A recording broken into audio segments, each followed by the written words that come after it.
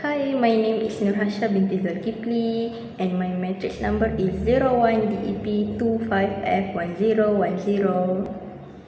Hi everyone, my name is Nofarisa Atika binti Aizayusri and my matrix number is 01DEP25F1011.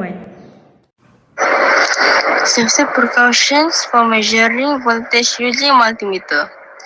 First, select correct function and highest range first. Second, inspect leads positive and negative. Third, don't touch probe tips metal parts. Fourth, stand on insulated surface. 5. Don't exceed voltage rating. 6. Read pointer at eye level. 7.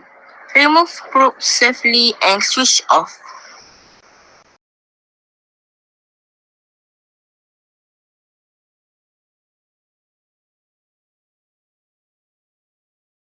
First, put the resistor in project board.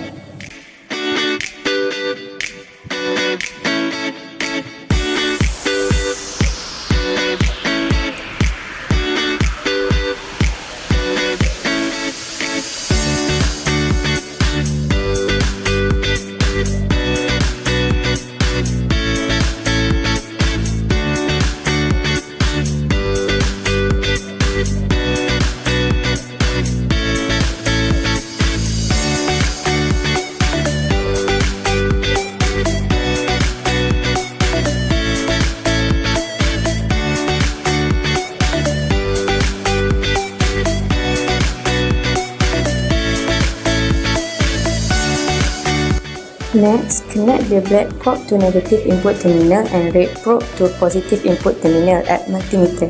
Set the range higher than the expected voltage. Use crocodile clip to connect the battery and the circuit.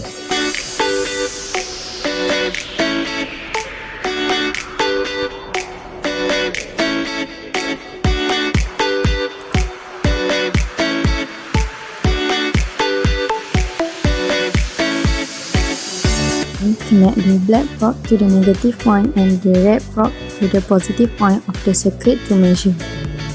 Read the value on the analog scale. Repeat the same thing to get V2, V3, V4, also VT.